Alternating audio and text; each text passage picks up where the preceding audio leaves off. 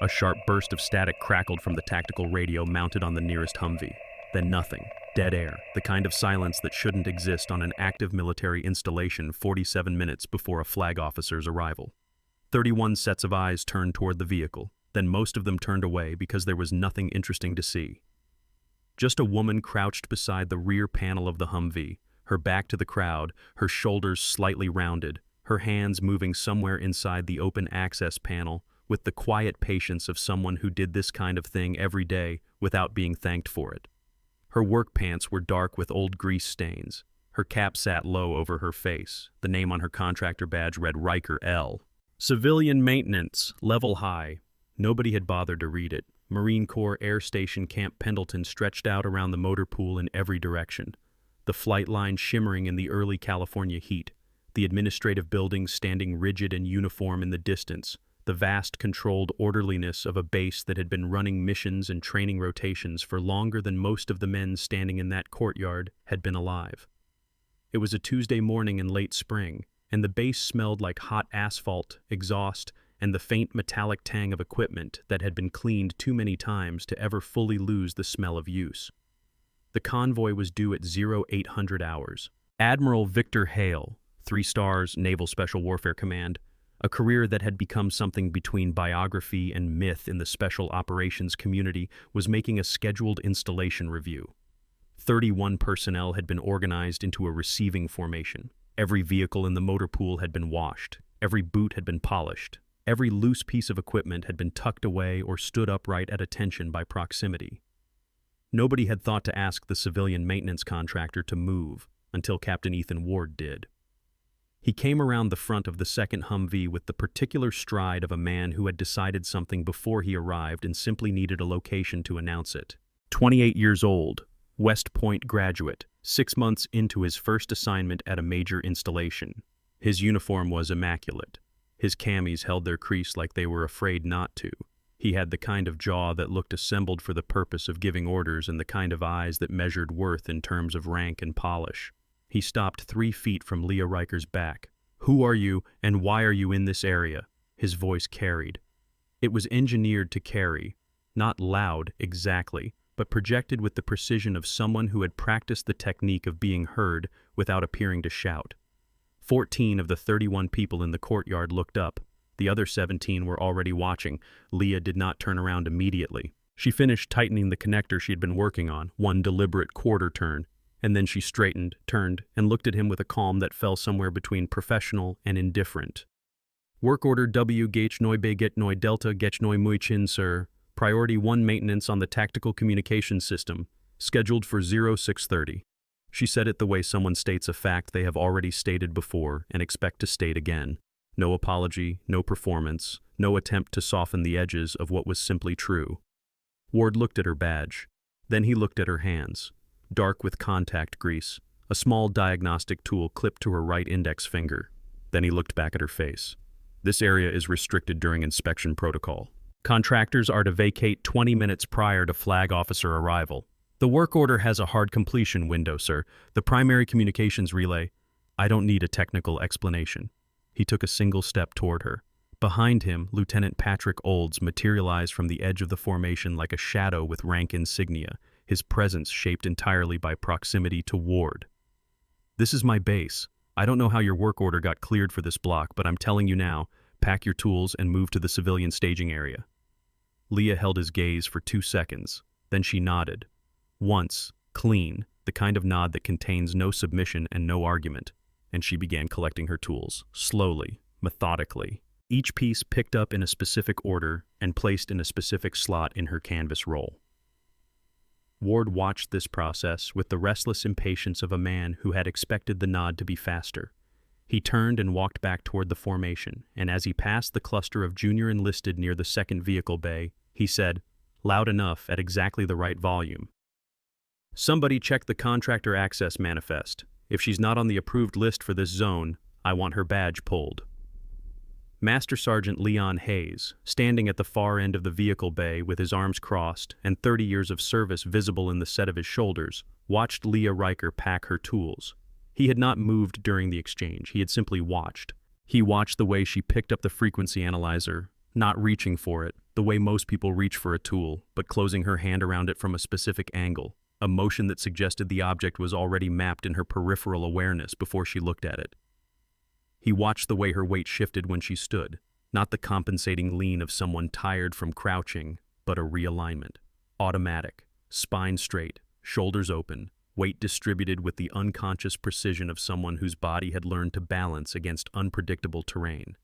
He watched, and he said nothing, because he had spent long enough around people who moved that way to know that saying something too early was the fastest way to be wrong. Staff Sergeant Rita Vega was not as patient. Vega was 26, sharp-tongued and possessed of the specific social confidence that comes from being good at reading rooms and slightly less good at reading people. She held court among the junior NCOs the way some people hold court everywhere, through momentum, through volume, through the simple energy of always having something to say. She leaned toward the woman standing beside her, Corporal Andrea Mills, and spoke at a register designed to be heard without appearing to be directed. Contractor, level 2. She let the classification hang in the air like a punchline assembling itself. You know what that clearance level covers? Changing filters and running cable. That's it. Someone put her down for a priority 1 work order and nobody caught it until Ward showed up. Classic. 2 people laughed. One of them was Corporal Jason Cole, 19 years old, 8 months in the Corps, still calibrating which sounds it was safe to make in which company. He laughed and then stopped laughing and then looked at the woman walking away with her canvas tool roll tucked under her arm, and something in the geometry of her movement made the laugh feel wrong in his mouth. Gunnery Sergeant Craig Bowman did not laugh.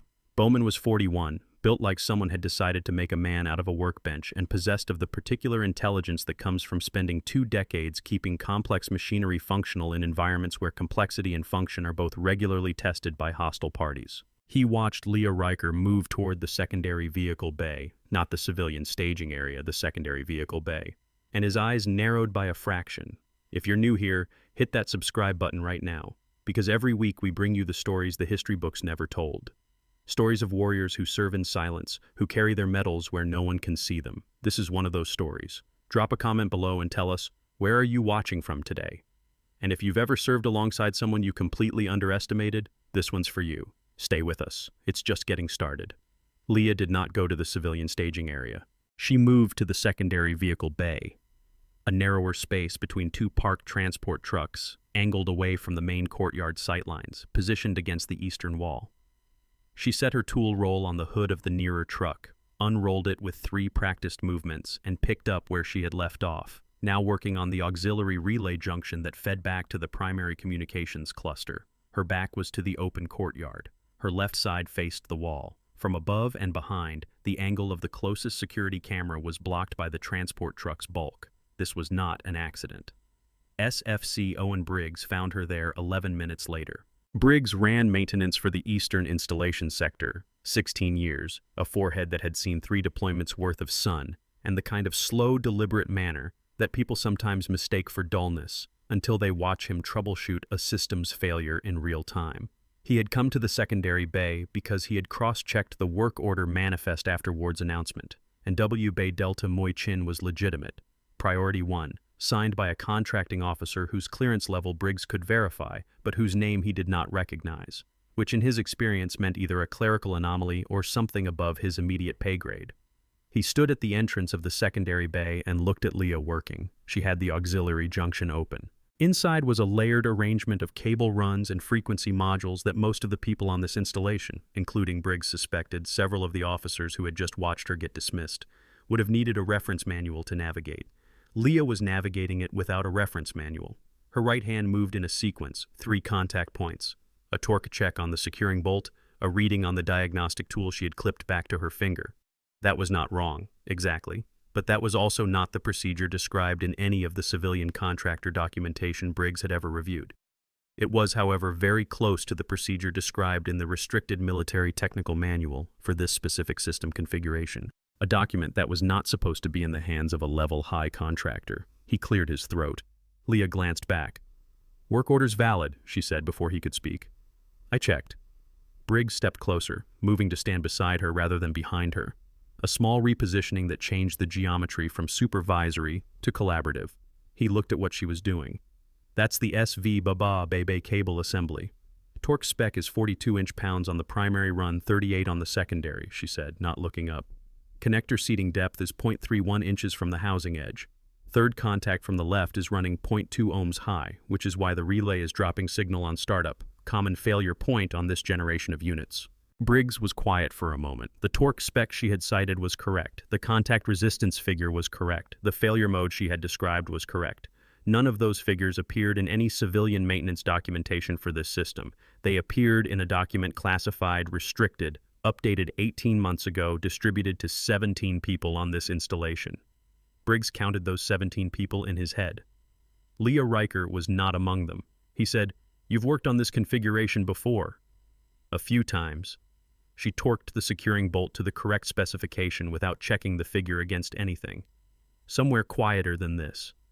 He watched her hands for another moment, then straightened. He did not go anywhere. He stayed and watched, and his expression did not change, but behind it, something was moving, a slow realignment of what he thought he understood about the morning he was currently in the middle of. Warrant Officer Glenn Tate arrived at the secondary bay 4 minutes later, which was not coincidental.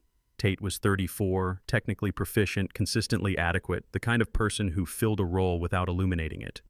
He carried a tablet and wore the expression of a man performing helpfulness. He came around the corner of the transport truck and appeared to stumble slightly on the uneven surface, catching himself against the hood, and in the process, his arm knocked Leah's tool roll sideways, spilling a frequency analyzer and a torque gauge onto the concrete floor. "Whoa, sorry about that." The apology was prompt, practiced, and empty. "Didn't see it there." He did not bend to help pick anything up. Leah watched the tools land. She watched Tate not move toward them. Then she crouched and began collecting them, and what happened in the next 8 seconds was the kind of thing that most people in the courtyard would not have registered as significant. She picked up the frequency analyzer with her left hand, the torque gauge with her right, 2 smaller connectors with a pincer grip of her right thumb and index finger, and the digital calibration card with her left, all in a single continuous motion, without looking at any of the objects individually, without pausing between items. Every tool returned to its exact position in the roll. 8 seconds. 7 objects. Not one unnecessary movement. Corporal Jason Cole had followed Briggs to the secondary bay out of the vague, unformed curiosity of someone young enough to still follow his instincts before he learned to suppress them. He stood at the bay entrance and watched Leah pick up those tools, and the laugh from earlier sat worse than ever in his chest, because whatever it was he was watching, it was not the movement of a woman who had spent her career changing filters and running cable. Major Prescott Flynn arrived in the secondary bay at the precise moment that Lieutenant Olds arrived from the other direction, and their simultaneous appearance created the brief, awkward pantomime of 2 people who had independently decided to accomplish the same thing and were now slightly annoyed about the coincidence. Flynn was 45, career military, the kind of institutional man whose value to an organization lies entirely in his ability to maintain its procedures regardless of context. "The contractor needs to move to the staging area," Flynn said. He was addressing Briggs rather than Leah, which was its own kind of statement. "We've had this discussion with Captain Ward already." "The work order is valid," Briggs said. "The work order may be valid. Her presence in this specific zone during inspection protocol is not." "The communications relay is not working," Briggs said. "A working communications relay during a flag officer's inspection visit seems—" "Sergeant, I understand your position, but there are procedures." Leah did not look up from the junction board. She had already moved past the 3rd contact point and was working on the cable run verification, and the diagnostic tool on her finger was recording readings that she was processing at a rate that was, had anyone been monitoring the speed of her comprehension, slightly faster than the system's own output stream.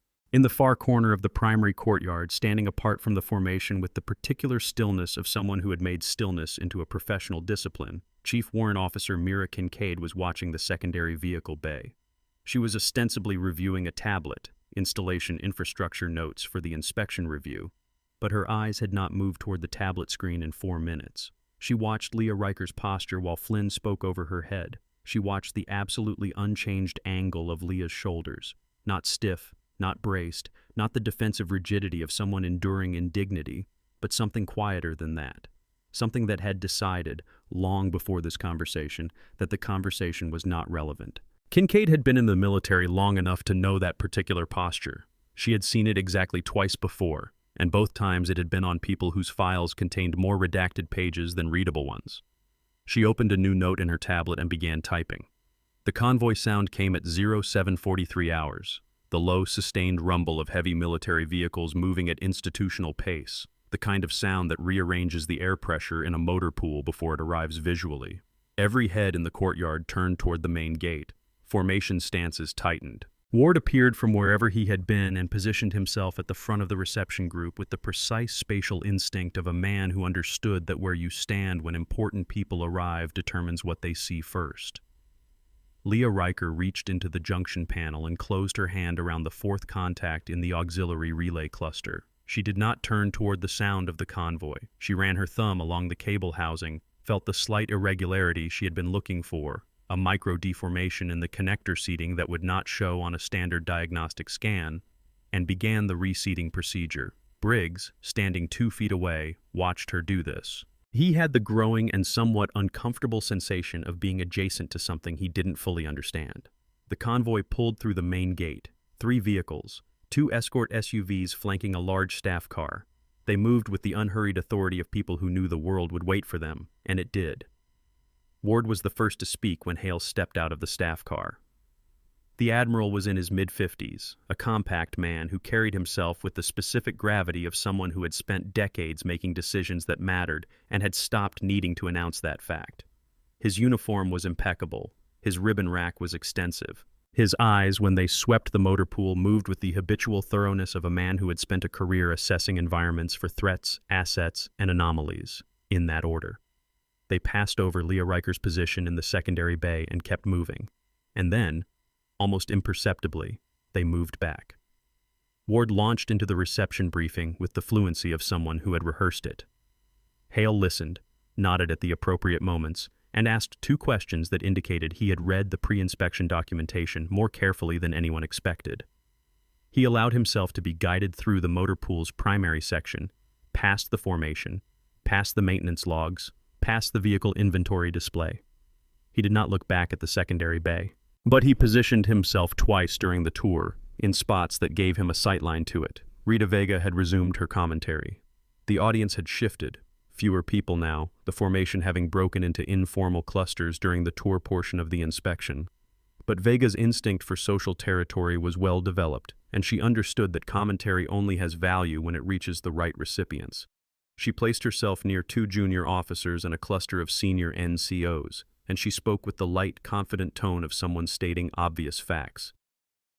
I heard she got the work order through a clerical error on the contracting side. Someone approved the wrong zone access level. Security's reviewing it now. She paused to let this settle. Happens with contractors. They work one base, they pick up documentation from another, they start confusing what they're cleared for. One of the junior officers, a lieutenant who had been on station for 3 months and was still calibrating which voices to trust, nodded. Gunnery Sergeant Bowman, standing 4 feet away, heard every word of this. He turned his head slightly toward Vega and then turned it back without comment. He had a particular quality of silence. Not the silence of agreement, not the silence of conflict avoided, but the silence of a man filing information in a place where it would be retrievable later. He had made a decision. He walked to the secondary bay. Leah was finishing the cable run verification. The auxiliary relay was responding correctly now. The diagnostic tool on her finger cycling through green confirmations with the steady patience of a machine that did not care whether the work had been appreciated. Frequency hopping configuration, Bowman said without preamble. A N-gach CHOPRC gach Neumot Saube, jamming resistant environment. What's your hop rate parameter for tactical operations in a contested electronic warfare space? He said it the way people say things when they want to know whether someone actually knows what they're talking about, or whether they've been performing knowledge at a level that hasn't been tested yet. Leah finished the confirmation cycle, set the diagnostic tool down, looked at Bowman with the patient attention of someone who has been asked to verify something they learned a long time ago. Standard hop rate is baseline at 113 hops per second.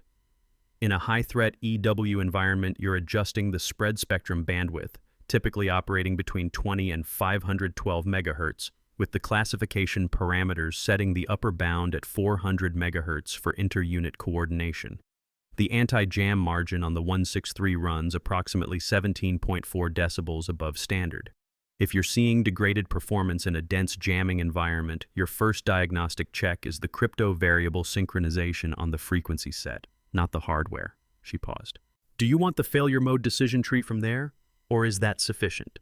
Bowman did not answer for 3 seconds. In those 3 seconds, something in his expression performed a quiet and private recalibration. That'll do, he said, and he walked away without another word, which was, for Bowman, the equivalent of a standing ovation. Briggs had heard the exchange. He was already pulling up something on his tablet, a cross-reference query against the base's technical documentation system, and the result came back with a classification banner before it showed him anything useful. The specific parameter figures Leah had cited, the 17.4 decibel anti-jam margin, the 400 MHz upper classification bound, were not in any open-access technical manual. They were in a document marked Restricted, available to personnel with a specific access level that was not available to any civilian maintenance contractor on this installation. Briggs looked at the banner. Then he looked at Leah. Then he flagged Warrant Officer Mira Kincaid across the courtyard and held up his tablet in a gesture that was too small to read from a distance and too deliberate to be accidental. Leon Hayes had been circling closer to the secondary bay with the unhurried patience of a large animal that knows it isn't being watched. He arrived at the corner of the transport truck while Bowman was walking away, which meant he had heard exactly enough to recalibrate what he was looking at. He stood 3 feet from Leah, who had gone back to work on the final verification sequence of the primary relay module, and looked at her right forearm, where her sleeve had pulled up during the cable work. There was a scar along the outer edge of the forearm, not a single line but a complex of disrupted tissue, the kind of pattern that results from a specific category of blast injury. The kind of pattern Hayes had seen before, in Fallujah, on personnel who had been close to something that went wrong in a particular way. He stood there for a moment. Then he walked back toward Briggs, moving with the measured unhurriedness of someone carrying information that doesn't need to be rushed. You see her arm? Hayes said. Briggs nodded without looking up from his tablet. I saw it. That's not a workplace injury. No, Briggs said. It's not. Neither of them said anything further. They stood at the edge of the secondary bay and watched Admiral Hale complete his motorpool tour with Ward still anchored at his shoulder, and the sound of Ward's briefing voice carried to them in fragments, professional, rehearsed, confident, and entirely unaware of what was accumulating quietly in the secondary vehicle bay behind him. Captain Sandra Holt moved through the courtyard in the direction of the administrative building, which was where she was supposed to be going because she had a legitimate reason to be there, and the route happened to take her past the eastern wall of the secondary vehicle bay. She was J-High intelligence, and her presence on installation during a flag officer review was unremarkable. Intelligence personnel were routinely present during senior leadership visits. She did not slow her pace when she passed Leah's position. She did not make eye contact. Her hand dropped to her side as she passed the hood of the transport truck, a natural swing of the arm in motion. And when she drew her hand back, there was nothing in it. But on the surface of Leah's tool roll, a small folded piece of paper had appeared between the frequency analyzer and the calibration card. Leah did not look at it for 4 minutes. Then she picked it up, read it in the time it takes to read 3 words, folded it back, and slid it into the left cargo pocket of her work pants. Her expression did not change, but she moved the diagnostic tool from her right index finger to her left, which freed her right hand, and she ran her right hand briefly over the outer housing of the junction panel she had been working on. Not a check, not a diagnostic, a different kind of survey. She was looking for something that wasn't supposed to be there. Ward returned from the motorpool tour with the satisfied energy of a man who had performed competently and knew it. He scanned the courtyard with the proprietary gaze of someone taking inventory of his territory, and his scan reached the secondary vehicle bay, and he saw Leah Riker still there, still working. His face did something that was not quite surprise and not quite anger, but occupied the specific space between them where decision lives. He walked to the secondary bay. Olds materialized at his shoulder. The man had a gift for proximity that would have been useful in other contexts. I gave you a clear instruction, Ward said. He kept his voice low this time, controlled, which was more dangerous than loud. The civilian staging area is on the western side of the maintenance building. You have been here for...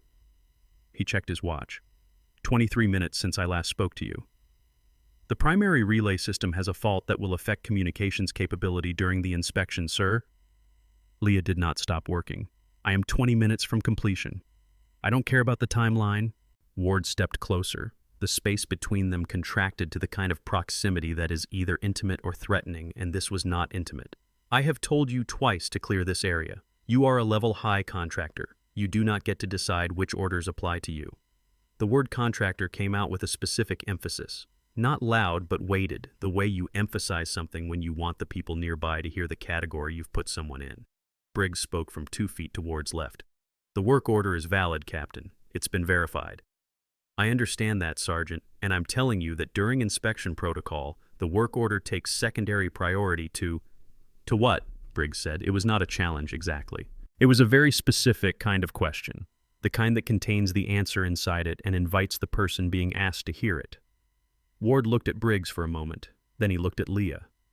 Then he pulled out his radio and called Olds to initiate a formal contractor access review, a process that, once initiated, created a paper trail and required Leah to remain in the bay pending verification, which was, depending on how you looked at it, either an effective way to remove someone from an area or an extremely effective way of keeping them in it.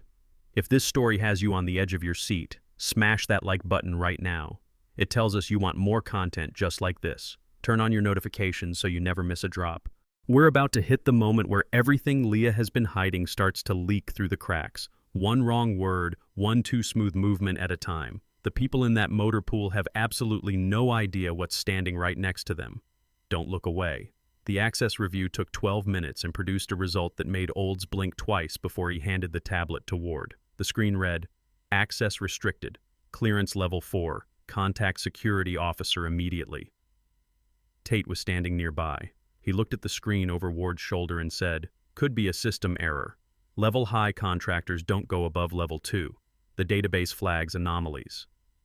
Ward accepted this explanation with the efficiency of a man who needed an explanation and found one available. "Get it resolved," he told Olds. Then he turned back to Leah, who had been watching the tablet result with an expression that revealed precisely nothing, and said, "Pending resolution, you're grounded to this location." "Understood," Leah said. She turned back to the junction panel, and Major Flynn appeared at the entrance of the secondary bay with the expression of a man who had received a situation report that he now needed to formally contain, and he delivered a 3-sentence summary of the access review result to Ward with the professional briskness of someone who had decided the situation was under control. It was not under control. Cole had been at the entrance of the secondary bay long enough to have heard most of what had happened. He was young enough that his instincts were still louder than his training in certain moments, and his instinct was pushing him toward the woman in the work pants who had packed 7 tools in 8 seconds and cited classified specifications without blinking and received a clearance flag that made his CO go quiet for a moment. He stepped forward into the bay, past Hayes, past Kincaid, who had arrived at the entrance with her tablet and was not writing anything, and he stopped 2 feet from Leah's working position. "Ma'am, are you okay?" Leah glanced back at him. She took in his rank insignia, his age, the particular combination of boldness and uncertainty that lives in a 19-year-old who has just done something he isn't sure was the right call. "Thank you, Corporal," she said. That was it. 2 words. But the way she said corporal, not as a rank she was reading off his sleeve, but as a category she had already registered before she looked, made Cole's neck feel strange in a way he couldn't explain. He stepped back. He stood at the entrance of the secondary bay and watched her work. And he thought about how a level high-maintenance contractor who didn't belong in this zone and probably only got here through a paperwork error had just looked at him and said his rank the way officers said his rank. He thought about the tools, 8 seconds, 7 objects. He thought about the scar on her arm that he had glimpsed when she turned toward him, the complex disrupted tissue that he had not seen enough of the world yet to name, but that Hayes, standing behind him, had named without speaking. The convoy sound had faded. The inspection was moving indoors. Admiral Hale and his escort had been guided toward the administrative building for the formal briefing portion of the review, and the motor pool was settling into the post-arrival quiet that follows the departure of important people. Not relaxed exactly, but at a lower register. Except that Hale had not gone fully indoors. He stood at the edge of the motor pool, in the shadow of the administrative building's overhang, and he was looking at the secondary vehicle bay. He had positioned himself there naturally, without announcement, in the way of someone who had a habit of looking at things from the angle that other people weren't looking at. Mira Kincaid stood beside him, her tablet open, her stylus moving. She was writing something that was not related to the inspection documentation. Hale said nothing. He watched Leah Riker work for approximately 45 seconds. Then he said, very quietly, to no one in particular, the way a man speaks when he's thinking out loud and doesn't expect a response. "Who approved that work order?" Kincaid made a note. "I'm looking into it, sir." The afternoon light was shifting, the sun moving off the flat face of the motor pool and turning the secondary vehicle bay into a pocket of warm shadow. When the tactical communications cluster mounted at the bay's operations station blinked twice and went dark. Not just degraded, not just intermittent, dark. The AN Gach Cheo RC Gach Neumatmat Kung, the primary mobile tactical communications platform for the base's vehicle-mounted coordination systems, had failed completely.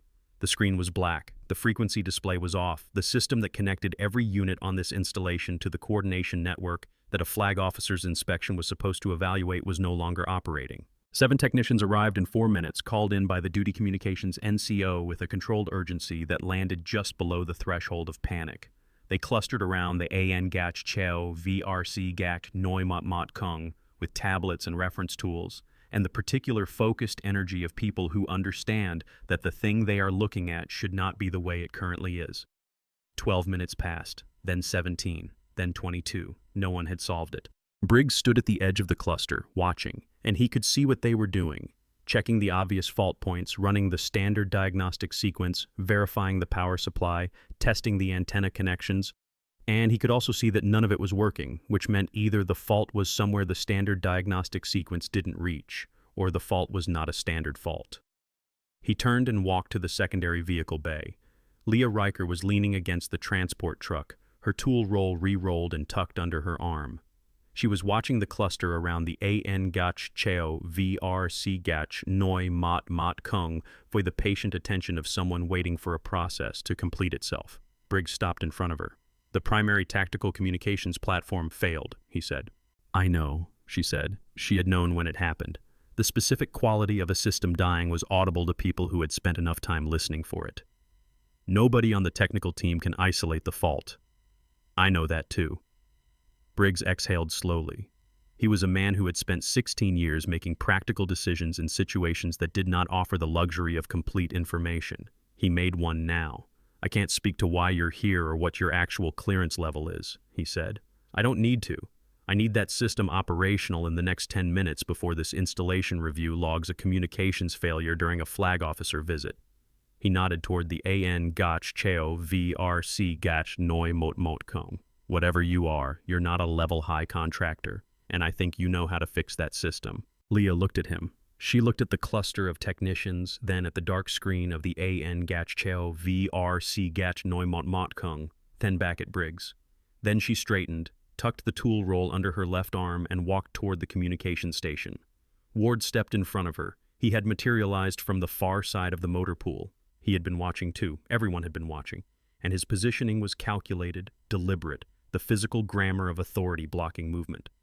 His expression had shed the last of its controlled professionalism and arrived somewhere rawer and less managed. "I don't care what she just fixed," he said, not to Briggs, to Leah. His voice had dropped to the register where anger becomes something quieter and therefore harder to argue with. "You do not touch that system. You are a civilian contractor who is currently under an access review. Whatever Sergeant Briggs thinks he has permission to authorize, he does not. This is my base." He leaned forward slightly, the particular lean of someone choosing size as an argument. "Do you understand me, or do I need to have you escorted out?" Leah held his gaze. In the formation area, 6 people were watching. In the vehicle bay, 4 more. By the administrative building overhang, Mira Kincaid was typing quickly. And Admiral Victor Hale, who had come back out of the administrative building's entrance 30 seconds ago for reasons he had not explained to the aide who had been standing next to him, stood at the far edge of the motor pool with his hands clasped behind his back. He was watching. Leah said, "Sir," one word, flat, neutral, perfectly respectful in grammatical form. And then Flynn appeared at her shoulder, not Ward's shoulder, Leah's, and said, "Captain, the communications team has formally requested technical assistance from available maintenance personnel. That request supersedes zone protocol under Technical Maintenance Order 77 Alpha." Ward looked at Flynn. Flynn looked back at him with the expression of a man who has just discovered that the rules he was applying do not apply in the way he applied them, and is currently deciding whether to acknowledge this. In the silence of that look, Leah walked past Ward to the AN Gach Cheo VRC Gach Noi Mot Mot Kung. She sat down at the operator's station, set her tool roll on the deck beside her, reached forward, and in 4 precise rotations of the frequency selector dial. 4, without hesitation, without reference, without the telltale pause of someone thinking. Input a frequency configuration that the Duty Communications NCO, standing directly behind her, did not recognize from any standard operating procedure he had ever been trained on. Briggs looked at the numbers on the selector display. He looked at them for a long moment. Then he reached for his tablet and typed them quietly, cross-referencing against the system documentation he had been building in his head for the last 40 minutes. The result came back before Leah had finished the configuration sequence. The banner that appeared above the results was the same banner that had appeared before, the one with the clearance level. But below it, this time, because his own clearance had been elevated by the Flag Officer Review Protocol to allow full documentation access during the inspection, he could see one additional line. Source: Cipher Run Technical Protocol Version 3, JSOC Restricted. Briggs stared at the screen. Cipher Run. He knew that designation. Most people at his level didn't. It was the kind of program that existed in the negative space of official documentation, referenced by absence rather than inclusion. A signals intelligence program embedded in special operations from 2013 to 2019 officially dissolved, its personnel redistributed, its records sealed under a classification level that most installation security officers would not have personal access to. He looked at Leah Riker's hands on the communications console, and he thought, redistributed, not gone, redistributed. The screen of the A.N. Gach Cheo, V.R.C. Gach Noi Mut Mot came to life. It did not flicker back gradually, the way systems do when they're coaxed. It came back clean and complete. Frequency display bright, connection indicators green, the network coordination grid populating in real time as the system re-established contact with every unit on the installation, 93 seconds from the moment she sat down. The 7 technicians who had spent 22 minutes on the problem stood very still. And then the emergency frequency, the channel designated for units operating in the field beyond the base perimeter, spiked. A broken transmission, partially obscured by interference. The specific frequency degradation that indicated a unit operating at the edge of its communication range. Base actual, Recon Team 4. We have contact. 2 wounded. Requesting. Static. Grid 779er. Frequency compromised. Unable to authenticate. The duty communications officer stepped toward the console. He ran the standard authentication sequence. It failed. The interference was corrupting the handshake protocol. He tried the backup frequency. Failed again. He looked at Briggs. Briggs looked at the console. He looked at the authentication failure message. He looked at the frequency interference pattern, and something in the way the interference was distributed across the spectrum struck him as wrong in a specific, purposeful way. Not random degradation, but shaped, selective. The kind of spectrum disruption that has a source. He looked at Tate. Tate was standing at the edge of the technical cluster. His tablet was in his hand, angled slightly down and away, and his thumb was moving across the screen in a pattern that was not the pattern of someone reading a document. Briggs noted this, filed it, said nothing. Leah was already at the frequency selector. She had not been invited back to the console. She had simply moved to it while everyone else was processing the emergency transmission, with the unhesitating directness of someone who has identified a problem and located themselves at the only available solution. Her hands moved across the controls in a sequence that was nothing like the standard authentication protocol and nothing like any frequency configuration in the open documentation. Flynn started to speak. She doesn't have authorization. Hale raised his right hand, not a gesture of command exactly, a gesture of silence, small, precise, and absolute. Flynn stopped mid-word. The motorpool went quiet, not gradually, immediately. The specific quality of quiet that enters a space when the person with the most authority in it has stopped talking and everyone else decides to follow. Leah made 4 adjustments to the frequency selector. She checked one reading on the signal monitoring display. Then she reached forward, keyed the transmit switch, and spoke into the radio. Alpha Tango 7, Lima Charlie, Spectre Actual, Authenticate November Kilo 05. 7 words. Spoken in the calm, clear, unhurried register of someone repeating a code they have said many times before, in conditions considerably more demanding than a motorpool inspection visit. The motorpool stayed quiet. 3 seconds. Then the radio answered. Spectre Actual confirmed, Grid 779er 2 wounded. Requesting extraction authorization. The voice on the other end, the field operator who had been transmitting through degraded frequency into failed authentication protocols, was audibly calmer. Not because the situation had changed, but because whoever was on the other end of that radio was someone they recognized, someone they trusted, someone whose code told them exactly who they were talking to. Leah began coordinating the extraction. Her voice was even, professional, methodical. She was confirming the grid, verifying the casualty status, calculating the extraction route, and as she worked, Admiral Victor Hale stood in the center of his motor pool and processed what he had just heard. November Kilo 05. He had heard that code once before. He had heard it in a classified briefing 11 years ago, where it had been presented to him as the authentication identifier for a single operational program. He had authorized the creation of that code. He had signed the documentation that established it. And then the program had been dissolved, the documentation sealed, and the code had entered the category of things that existed only in classified archives and in the memories of the people who had been there. He had been one of those people. He looked at the woman coordinating the field extraction at the communications console of his motor pool, and he looked at her with the expression of a man who has been presented with something that should not exist and is now required to explain it. His right hand moved. He straightened. A small movement, a degree or two of additional alignment in his posture, but absolute, and his right arm rose to the brim of his cover in a motion that was precise and practiced and completely unmistakable to every person in the motor pool who had ever worn a uniform.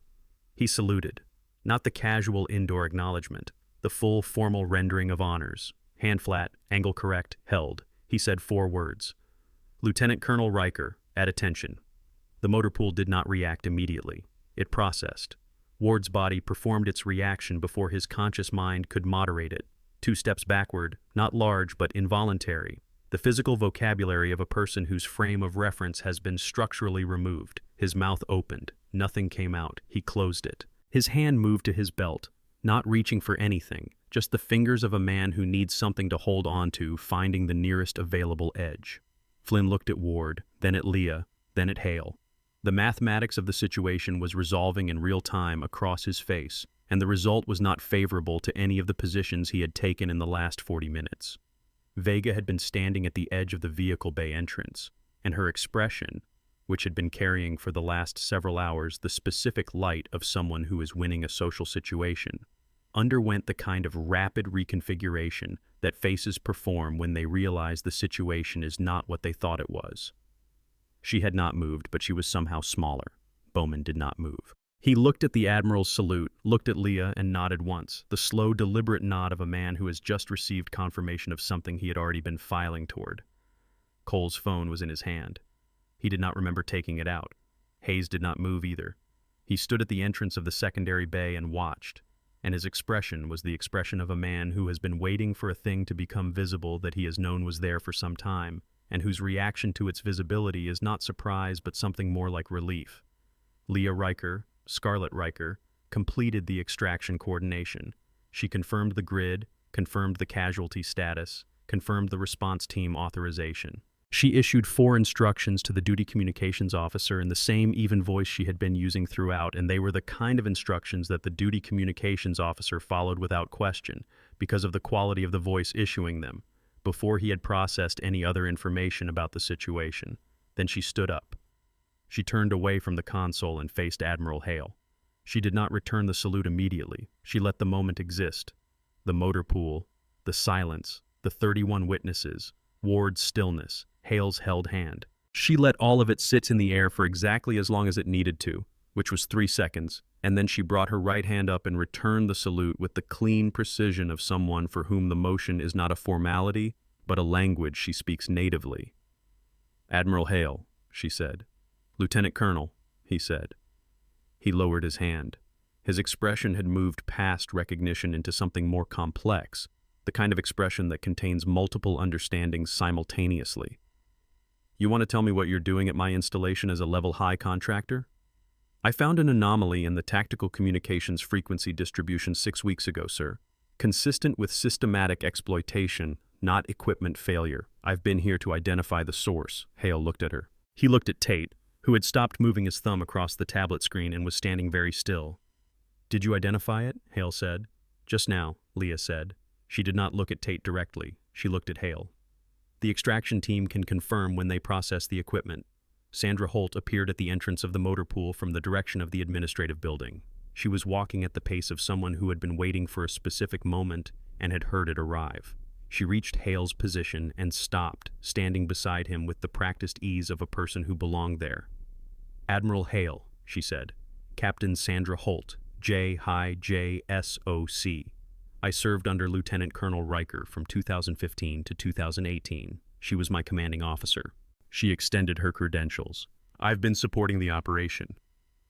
Tate was now 6 feet from the entrance of the secondary vehicle bay, moving in the lateral, unhurried way of someone trying to create distance without appearing to create distance. Holt spoke 2 words into her radio. Small words, precise. 2 military policemen who had been staged behind the equipment vehicles since 0700 hours, who had been there before the convoy arrived, before the formation assembled, before anyone noticed the level-high contractor in the secondary bay, stepped forward from 2 directions simultaneously. Tate stopped moving. Briggs turned to look at the tablet in his own hands. He looked at the cipher run reference. He looked at the name printed in the cleared documentation below the classification banner. Riker, Scarlet M. Commanding Officer, Cipher Run Program Hangin Kumtrum Muy Bad in Hangin Kumtrum Muy Chin. He looked at the photograph attached to the file. A woman in dress uniform, ribbon rack 3 rows deep, Defense Intelligence Medal in the first position, posture so straight it looked like the photograph had been engineered from a definition. He looked up from the tablet. Leah Riker, Scarlet Riker, was standing 20 feet away in a work uniform with grease on the knuckles, answering Admiral Hale's questions in the same even voice she had used to cite torque specifications 6 hours ago. Briggs set the tablet down on the nearest surface. He looked at Hayes. Hayes looked back at him. "Fallujah," Hayes said, quietly. 2008, Briggs said. Hayes nodded once. Neither of them said anything else because there was nothing else that needed to be said in that particular direction. The rest of it was still unfolding. Ward standing at the edge of what he had constructed and watching it become different dimensions than he had believed it to be. Flynn very quietly moving toward a location where he could review the documentation for himself.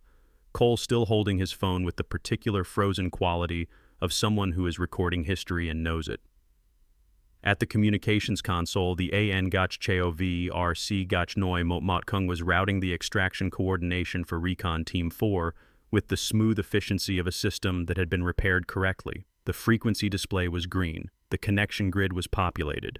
The equipment was doing exactly what it was designed to do. It was doing it because Scarlet Riker had fixed it. She had fixed it in 93 seconds. With the same hands that had packed 7 tools in 8 seconds, cited classified specifications without a reference document, and spoken a 7-word radio code that had frozen a motor pool and straightened the spine of an admiral. The same hands that currently held nothing at all, resting at her sides, relaxed, unburdened. While around her, 31 people reconfigured their understanding of the morning they were standing in. The 2 military policemen moved with the efficiency of people who had been waiting for permission and had now received it. Tate did not run. He was too experienced for that, too aware of the geometry of the motor pool, the positions of the personnel, the specific mathematics of a situation that had already closed around him before he understood it was closing. He stood at the edge of the secondary vehicle bay with his tablet in his hand and watched the MPs approach, and his expression performed a brief, controlled collapse. From the practiced neutrality he had maintained for 6 weeks, through something that looked almost like calculation, and into the flat stillness of a man processing the dimensions of what he had lost. "Warrant Officer Glenn Tate," the senior MP said, stopping 2 feet in front of him. It was not a question. "That's correct," Tate said. "Please place the tablet on the surface beside you and place your hands where I can see them." Tate set the tablet down with the careful deliberateness of someone who understood that every movement was now being catalogued. He placed his hands flat on the hood of the transport truck. The second MP moved around to his right side, and the whole process, the securing, the confirmation of identity, the formal notification, took 47 seconds and produced no drama, because Tate had made the precise calculation that drama would not help him, and compliance, at this stage, was the only remaining form of control he had access to. Ward watched this from his position near the motor pool's central aisle. He had not moved since the salute. His body was doing the specific thing bodies do when a person has lost the structural support of the narrative they were inside. It occupied space without quite inhabiting it, present in the motor pool but not fully connected to any of the actions unfolding there. Flynn was watching the tablet that the MP had picked up from the transport truck hood. sealed now in an evidence bag, and his expression had arrived at the particular stillness of a man performing a comprehensive internal audit. Hale let the securing complete itself. He was not a man who interrupted process. He had spent a career understanding that the machinery of consequence needed room to operate, and interference, even well-intentioned interference, created friction that extended timelines and complicated outcomes. So he waited, and when the MPS had completed the initial securing and moved Tate to the vehicle at the motorpool's eastern entrance, Hale turned back to Scarlett Riker. She was standing exactly where she had been. This was something he noticed, not because it was unexpected, but because most people, in the aftermath of a significant reveal, shifted their position. They stepped forward, or stepped back, or oriented themselves toward the reactions of the people around them. Riker stood where she had been standing and watched the securing of Tate with the patient attention of someone who has planned for an outcome and is verifying its execution. "Walk me through it," Hale said. He said it the way senior officers say things when they want information quickly and without the architecture of formal briefing, straight across, peer-to-peer, the register of a conversation between people who understand the same operational language. 6 weeks ago, I identified a frequency anomaly in the installation's tactical communications grid, Scarlett said. Specific signature, not random interference, not equipment degradation, selective suppression in the authentication bands, the kind of signature that indicates someone with technical access to the systems and knowledge of which frequencies the authentication protocols depend on. You flagged it through official channels? I flagged it through Captain Holt. She and I agreed that a formal report would alert whoever was responsible before we could identify them.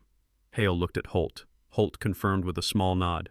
"The work order," he said, "generated through the contracting office by a routing that traces back to a legitimate JSOC support mechanism. The level high designation was intentional. It gave me access to the motorpool without creating the profile that a formal security investigation would generate. And today? The AN-gach cheo VRC gach noi mot kung failure was not accidental." Scarlett paused. Tate reconfigured 2 modules in the primary communications cluster between 0600 and 0630 hours. Before I arrived, the reconfiguration created a fault that would surface under load during the inspection. Combined with the frequency suppression he's been running for 6 weeks, it would have prevented the base from coordinating emergency field communications during a high-visibility event. Hale absorbed this. Recon Team 4. The timing was not coincidental. Her voice was level. The team's patrol route takes them through Sector 7 on Tuesday mornings. The frequency compromise would have prevented authentication. Without authentication, extraction authorization doesn't clear. 2 wounded operators in a contested perimeter without extraction. The motorpool was very quiet.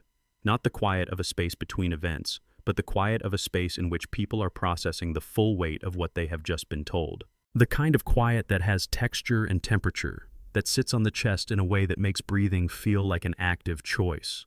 Hale looked toward the communications console, where the AN-gach cheo VRC gach noi mot kung was still running the extraction coordination, its displays green, its connections clean. The duty communications NCO was at the board, following the procedures Scarlett had established, and from the radio came the intermittent transmission traffic of an extraction in progress. The clipped professional language of military coordination moving at its proper pace toward a successful outcome. 2 wounded operators, Hale said quietly.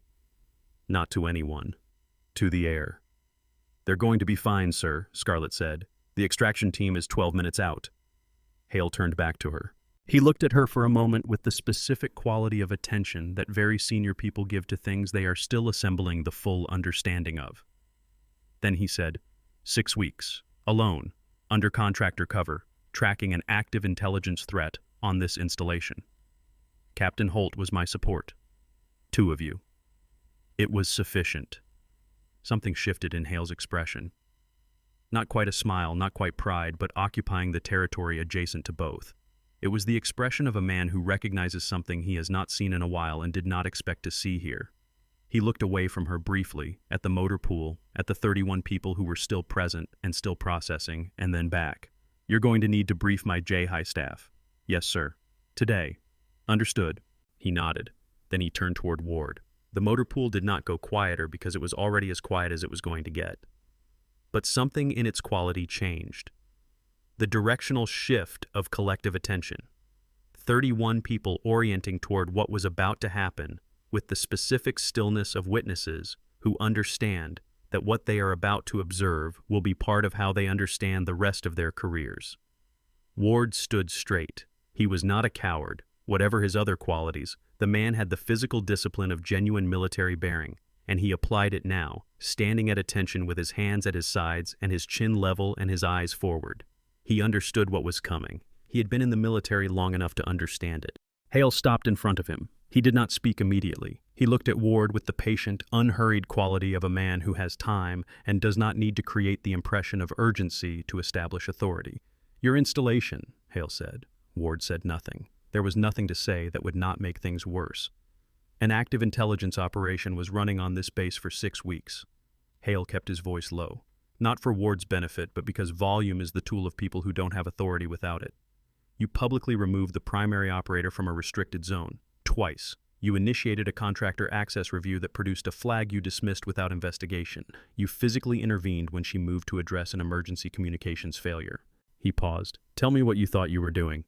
"I was maintaining inspection protocols, sir." "You were maintaining your idea of who belongs in a space." Hale let that sit for precisely the time it needed. "Those are not the same thing, Captain." Ward's jaw worked slightly. Not in defiance, in the effort of someone trying to hold a correct expression over an expression that wants to be different. Everything just changed in that room. If you saw that coming, drop a specter in the comments right now. If you didn't, welcome to the club. This is exactly what we live for. Share this video with someone who needs to be reminded that the quietest person in the room is almost always the most dangerous one. And if you haven't subscribed yet, do it now, because the consequences are about to hit every single person who got it wrong today. Don't you dare click away. "My office," Hale said. 1400 hours. Bring your duty log from this morning." He turned away from Ward with the finality of a man closing a chapter and addressed Flynn without turning back. "Major Flynn, you reviewed the access review result and accepted an explanation of system error without independent verification." Flynn did not attempt to reframe this. "Yes, sir." "You will document your decision-making process in writing and have it on my desk before this installation review closes." He did not wait for a response. He turned back toward the communications console, toward the evolving picture of the extraction coordination, and his bearing had the quality of a man who has completed one category of action and moved entirely into the next. Scarlett Riker had not moved during any of this. She stood where she had been, in the secondary vehicle bay, with her tool roll under her arm, and she watched the extraction coordination proceed on the AN Gach Cheo VRC Gak Noi Mot Mot hung display with the focused attention of someone who has a personal interest in the outcome. Briggs appeared at her left shoulder. He had his tablet in his hand, but he was not looking at it. "The cipher run documentation," he said. "The technical protocol you were using. I recognized it from the classification banner. I didn't know the program." "Not many people did," Scarlett said. "That was the design. You ran it for 6 years, from 2013 to 2019. Briggs was quiet for a moment. "What did it do?" Scarlett looked at him. "Exactly what it sounds like. Embedded SIGINT capability in special operations environments. We went where the communications problems were and we solved them, or we found out who was creating them." She paused.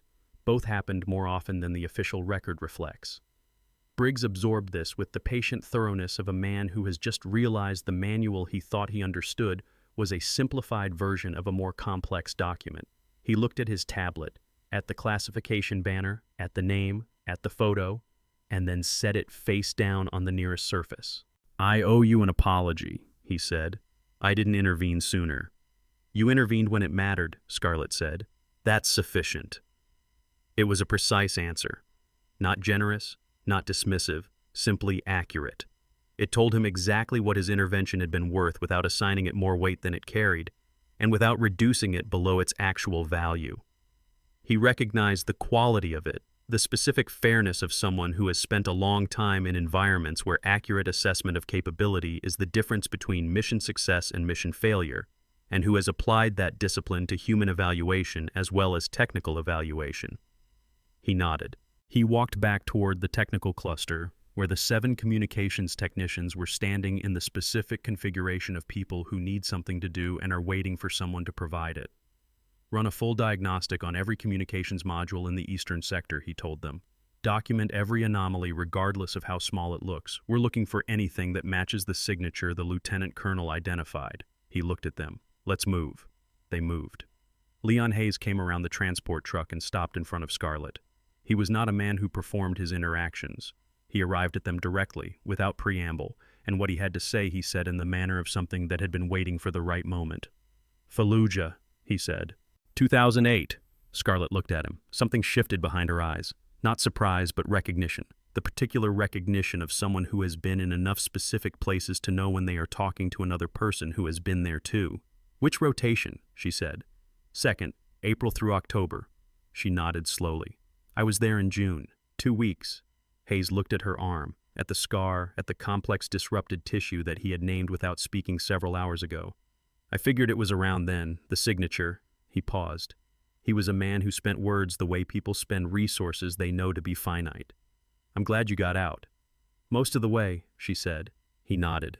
He extended his right hand. She took it. They shook with the particular quality of people who have shared a geography that changes how you understand the word familiar, and then Hayes walked back to his position at the vehicle bay entrance, and Scarlett watched him go with the expression of someone filing a moment they intend to keep.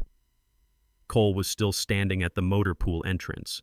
His phone was in his pocket now. He had put it away at some point during the exchange between Hale and Ward, with the instinct of someone who understood that certain moments are not for recording, that the act of capturing can sometimes be a way of avoiding presence.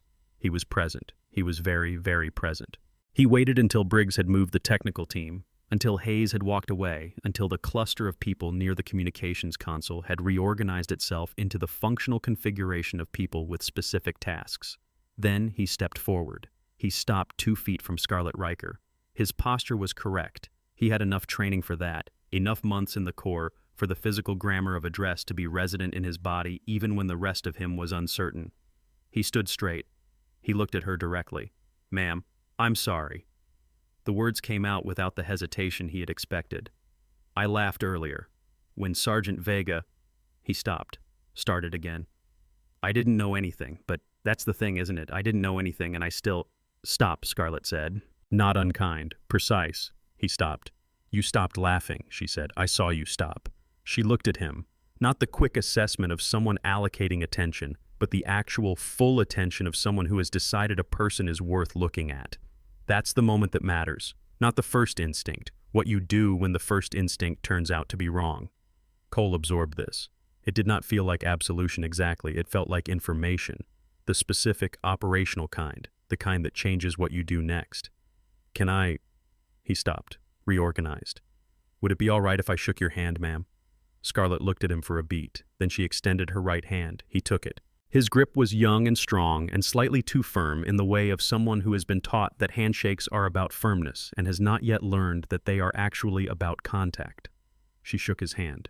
Keep watching, she said. Always watch. He nodded. He stepped back. He stood at the entrance of the motor pool and felt the morning rearranging itself in his memory into a configuration that would be with him for a long time. Not because of the dramatic moments, not the salute or the radio code or Tate's securing, but because of the 8 seconds with the 7 tools. The moment before he knew anything. The moment where his instinct had told him something was off and he had laughed instead of listening. He was not going to do that again. Mira Kincaid arrived at Scarlett Riker's position from the administrative building side of the motor pool, her tablet in her hand, her stylus clipped to the edge. She had been writing throughout the morning, steadily, methodically, with the particular focused attention of someone whose job is to ensure that what happens is accurately recorded.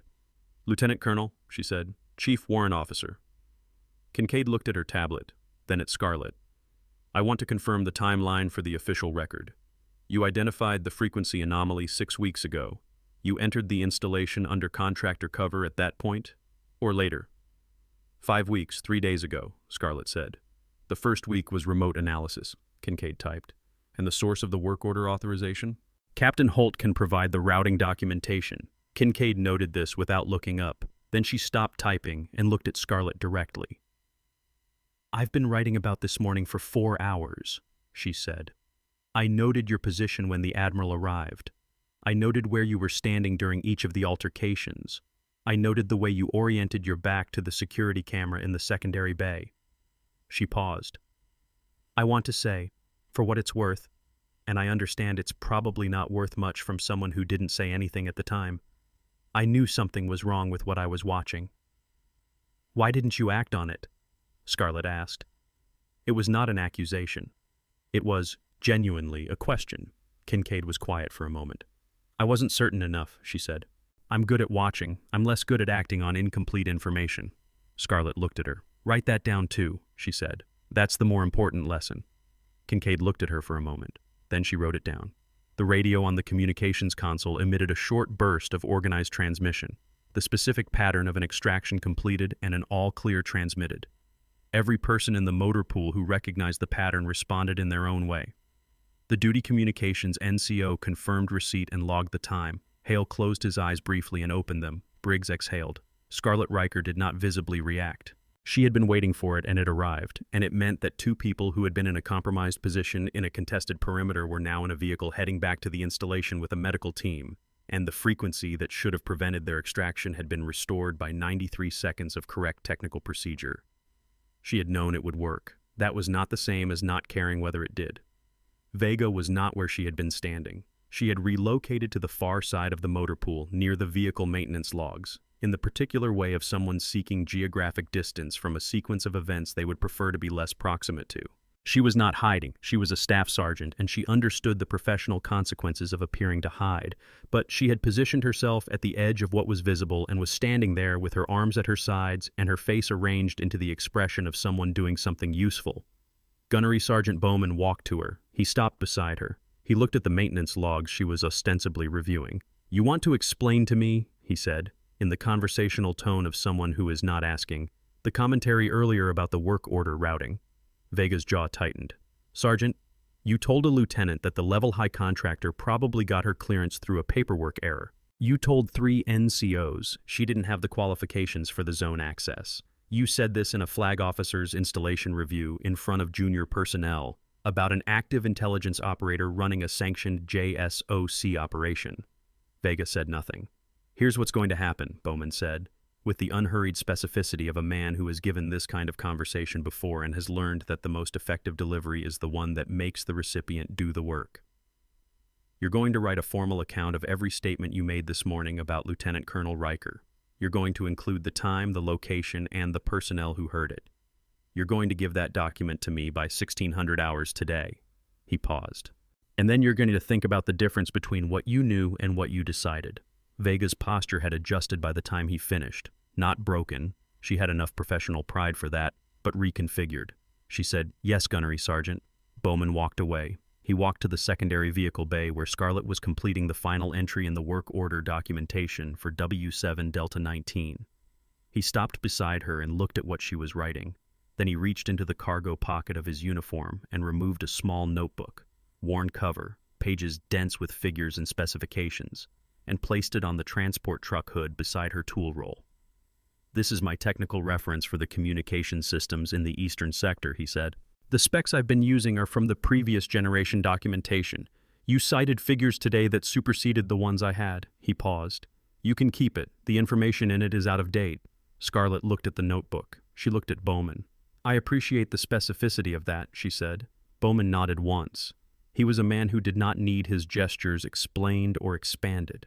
He turned and walked back to the technical cluster, where Briggs's team was running the sector-wide diagnostic, and he picked up a tablet and joined them, and the quality of his engagement with the task, immediate, focused, precise, was its own kind of statement. Ward walked back through the motor pool toward the administrative building at 13:56 hours, which gave him 4 minutes to reach Hale's office by the appointed time. He walked with the correct military bearing of a man who understands that his behavior is still being observed, and it was, by Cole, by Kincaid, by 2 junior enlisted who had been assigned to vehicle maintenance in the Eastern Bay, and who had been there all morning and had seen everything. He passed through the secondary vehicle bay. He passed the exact spot where Scarlett Riker had been working when he first told her to leave. He looked at the surface she had been working on, the junction panel, still open, its contents now correctly configured and fully operational. He looked at the faint residue of contact grease on the panel's edge where her hands had been. He stopped. He stood there for 2 seconds. Then he continued walking, and his pace was the same on the other side of those 2 seconds as it was on the near side, but something had happened in them. Something small and private and not visible from the outside, which was the only place it was available to happen. Flynn, following 8 feet behind, stopped at the same spot and did not look at the junction panel. He looked at the floor and then looked up and walked faster. By 1400 hours, the motor pool had reorganized itself into the functional rhythm of an installation resuming operations after a disruption. Vehicles were being assessed. Technicians were running diagnostics. The duty communications NCO was logging the extraction completion and beginning the formal incident report that the next 12 hours would require. The shape of the morning was already resolving into documentation, into the official record, into the language of reports that would travel up the chain of command and produce, at their terminus, consequences that most of the people in the motor pool would never directly observe but would feel in the way institutions feel things, slowly, systemically, through the accumulation of small structural changes that add up to something different over time. The extraction vehicle returned to the installation at 14:22 hours. Scarlett heard the sound of it, the specific engine signature of a military transport moving at a pace that is faster than routine but not emergency, and she registered it without changing what she was doing, which was completing the final verification signature on the Vekep Getnoi Bay Getnoi Delta Getnoi Muichin work order. She signed it, Riker L, contractor, level high. The same name, the same classification, the same handwriting that had been on the work order when she arrived. Briggs watched her sign it. "Why that name?" he said. "It's my name," she said. "One of them." She folded the work order along its original crease lines and placed it in the work order repository box on the wall of the secondary bay. The same box where it would have gone if the morning had proceeded exactly as planned, as if a level high maintenance contractor had come, done her work, and left. Then she picked up her tool roll, tucked it under her arm, and looked around the secondary vehicle bay with the systematic attention of someone verifying that nothing has been left behind. Nothing had. We're almost at the end, and trust us, the last 2 minutes of this story will stay with you. Before we get there, tell us in the comments, which moment hit hardest? Was it the radio code, the Admiral's salute, or the moment Ward realized who he'd just humiliated in front of 30 witnesses and a flag officer? Subscribe if you haven't already, and we'll see you in the next one. Hale was waiting for her at the edge of the motor pool near the staff car. His aide had brought the vehicle forward from the administrative building, which meant the formal inspection review had been concluded or suspended, either outcome consistent with the kind of morning that had just happened. He was standing in the California afternoon light with his hands clasped behind his back and the expression of a man who has one more thing to say and is deciding how to say it. Scarlett stopped in front of him. She did not come to attention. They were not in a formal context, and Hale had not set up the conversation to require it. "The J-High briefing," he said, 1400 tomorrow.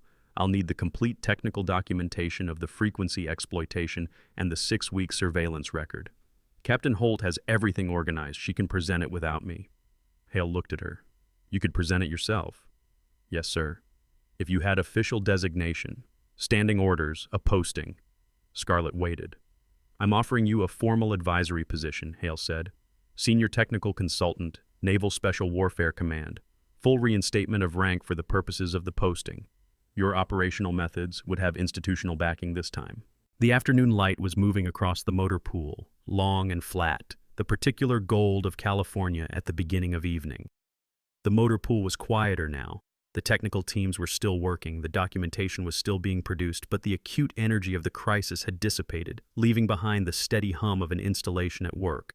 Scarlett looked at Hale. She thought about the secondary vehicle bay, the angle of the security camera, the way she had positioned the transport truck to block the sightline, the way she had absorbed 6 weeks of motor pool dynamics, who stood where, who talked to whom, who moved in which patterns, and used that absorption to map the specific anomaly of Tate's behavior against the background of everything else. She had been able to do that because she was not a lieutenant colonel in an advisory position. She was a level-high contractor in work pants with grease on her knuckles, and nobody had looked at her carefully enough to see what she was doing until it was done.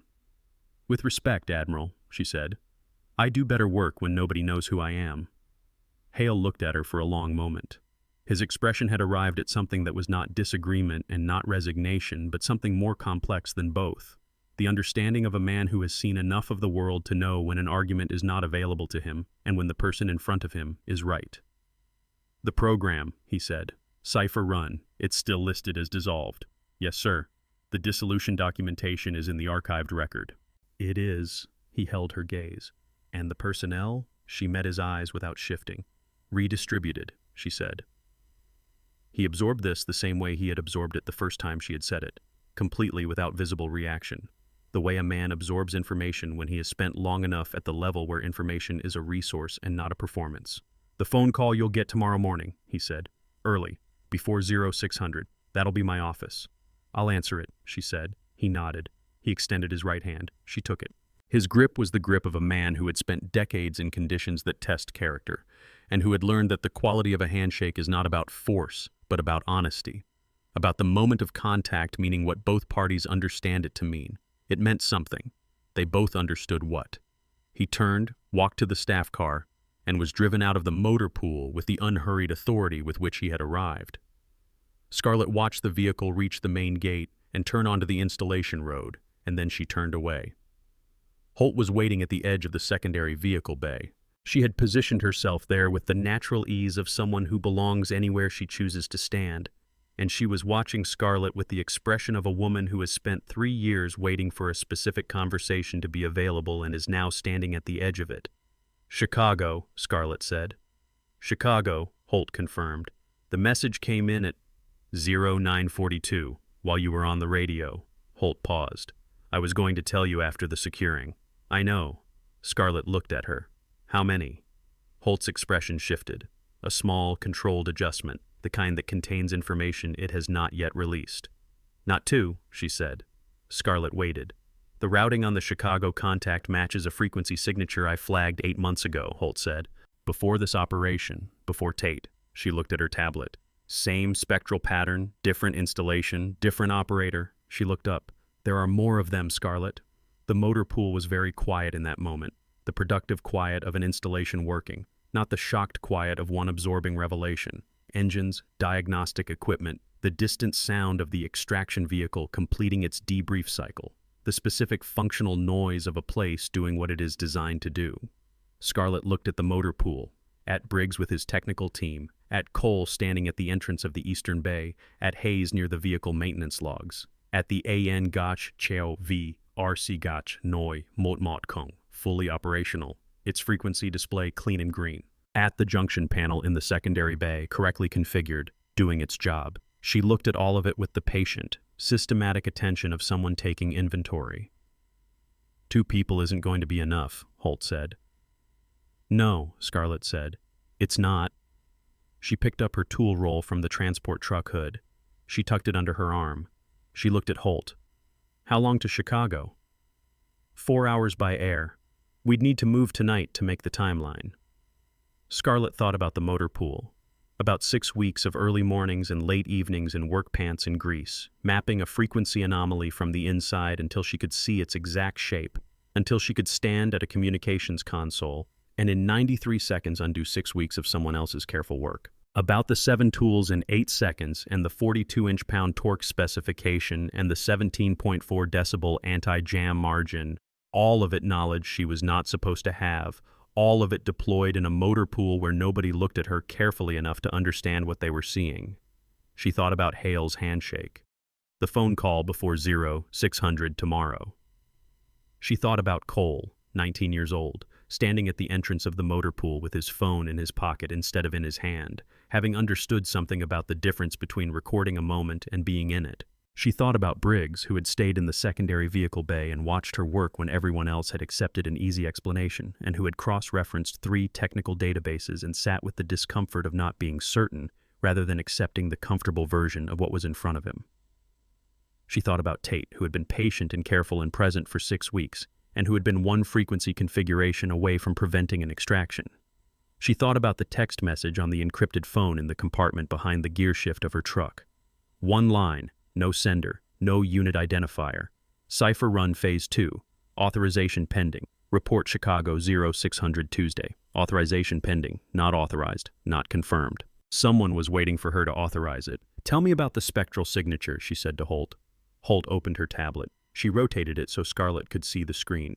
A frequency analysis display, the kind that maps signal distribution across a spectrum over time. the kind that looks like a weather map to most people and like a fingerprint to people who know how to read them. Scarlett studied it. She studied it the way she studied everything, systematically, unhurriedly, beginning at the edges and moving inward, the way you approach a problem when you understand that the edges tell you as much as the center, and that the center means nothing if you don't know what surrounds it. Same operator, she said. That's my read. Or same protocol. Different operator trained on the same protocol. Holt was quiet for a moment. That's worse, she said.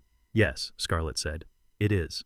She handed the tablet back. She looked at the motor pool one more time, the complete view, from the main gate to the secondary vehicle bay, from the AN Gach Cheo VRC Gach Noi Mot Mot Kong to the junction panel whose configuration would tell the next person who opened it exactly how to read the frequency exploitation that Tate had been running.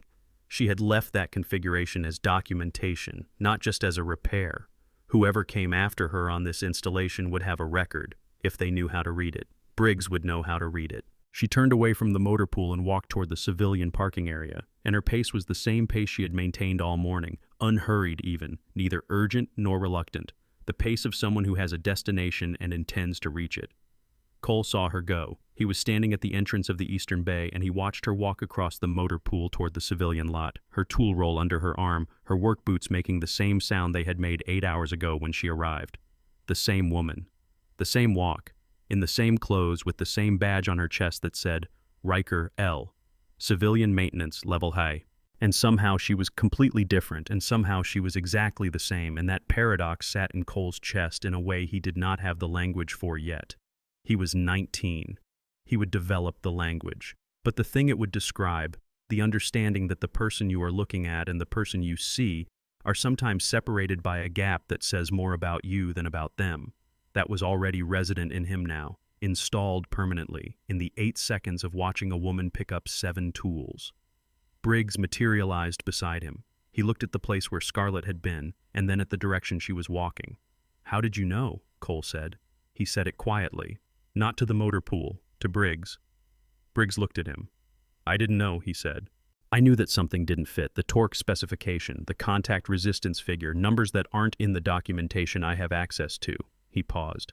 I knew something was wrong with what I was seeing, not what was right about it. There's a difference. What is the difference? Briggs considered this with the unhurriedness of someone who has thought about it before and understands that it deserves a real answer, not a fast one. Knowing something is wrong with what you're seeing means you stay, he said. Knowing what's right would have told me what to do. I didn't have that, so I stayed and watched and stayed in the questions until the answers showed up. He looked at the secondary vehicle bay, at the open junction panel that Scarlett had repaired and configured and documented in the form of a correct configuration anyone with sufficient clearance could now read. That's usually how it works. You don't have to know the answer. You have to know that you don't have enough information yet to be done looking. Cole thought about laughing, about the 8 seconds after, when the laugh had gone wrong in his mouth, about the moment his instinct had told him something was off and he had overridden it with the easier social calculus. I'm going to think about today for a long time, he said. That's the point of days like this, Briggs said. In the civilian parking lot, Scarlett unlocked the truck and set the tool roll in the back seat with the same care she had used to pack it, each piece in its designated position. She opened the driver's door, got in, sat for a moment. The parking lot was quiet. Through the windshield, she could see a portion of the motor pool, the eastern bay, the roof of the administrative building, the edge of the flight line. She could see the gate where Hale's convoy had entered at 07:53 hours. She could see the secondary vehicle bay, though not its interior. She reached into the compartment behind the gearshift and took out the encrypted phone. She looked at the screen. The deleted message was gone. No trace, nothing to find, which was by design. But the address remained in her memory, which was also by design. 0600, Chicago, Tuesday. Today was Monday. She put the phone back and looked up at the rearview mirror. The motor pool was reflected in it. The angle provided a view of the AN Gach Cheo VRC Gach Noi Mot Mot Kong station, of the technical team running diagnostics, of Hayes walking toward the vehicle maintenance logs. The world going back to its work, adjusted. She was looking at the mirror when Holt knocked on the passenger window. She lowered it. Holt leaned on the door frame. She did not say hello. They had said everything hello covers in 6 weeks of working the same operation from different angles. She said, "There's something else." Scarlett waited. "The Chicago contact," Holt said. When I ran the routing trace, I flagged a secondary address. The message didn't originate from Chicago. She paused. Chicago is a waypoint. Where did it originate? Holt looked at her steadily. I'm still tracing it, but the spectrum signature is consistent with sources I've seen before. SIGINT sources. Another pause. From inside the community. Scarlett absorbed this. She looked at the parking lot. She looked at the rearview mirror. She looked back at Holt. Inside JSOC, she said. Inside something with JSOC level access. The motorpool continued its work behind her. Engines and diagnostics and the steady functional noise of an installation that was operating, that was whole, that had come within 93 seconds of a different outcome. The AN Gach Cheo VRC Gach Noi Mot Mot Kong was green. Recon Team 4 was back. Tate was in custody. The frequency exploitation that had been running for 6 weeks was documented and terminated. All of that was done, correct, resolved, and underneath it, something else was beginning. Not instead of the resolution, but below it, the way current runs below surface water. We're going to need more people, Scarlett said. I've been thinking about who, Holt said. Tell me in the air. Holt straightened. She stepped back from the door.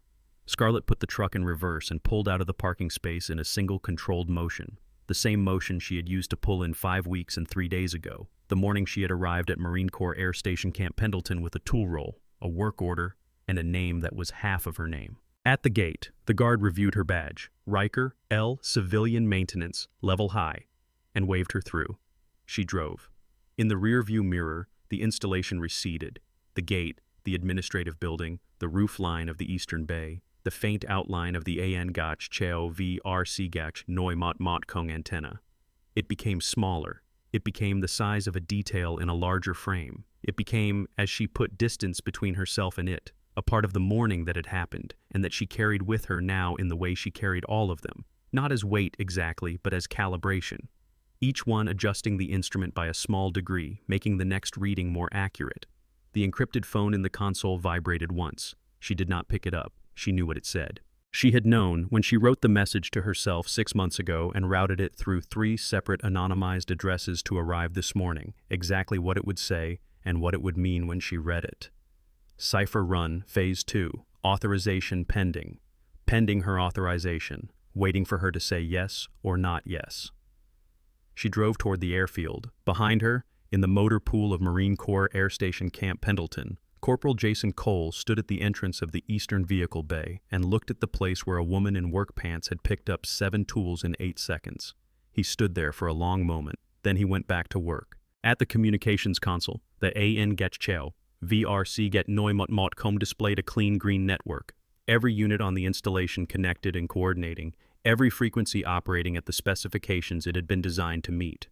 The system that should have failed, that had been carefully constructed to fail at the precise moment it would have mattered most, was doing exactly what it was built to do. It was doing it because someone had known what it needed, because someone had known what was wrong with it, because someone had arrived at 0630 hours in work pants and a low cap and fixed it in 93 seconds, having already understood the fault before she sat down at the console, having understood it the way she understood every frequency anomaly she had ever encountered.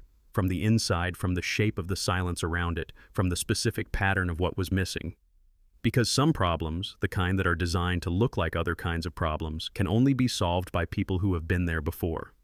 People who know what the right signal looks like because they have spent a long time in places where the right signal was the difference between extraction and no extraction, between 2 wounded operators coming home and 2 wounded operators not coming home.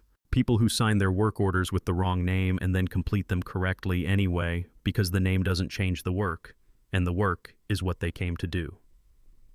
Scarlett Riker drove east into the California afternoon, and somewhere ahead of her the airfield was waiting, and somewhere further ahead than that Chicago was waiting, and somewhere further than that a frequency signature was generating itself from a source that shouldn't have it, patterned like a fingerprint she had seen before, spelling out in the specific grammar of signal exploitation the contours of a problem that was larger than one installation, larger than one morning, larger than one correctly repaired communications relay. Spectre Actual. Mission continues.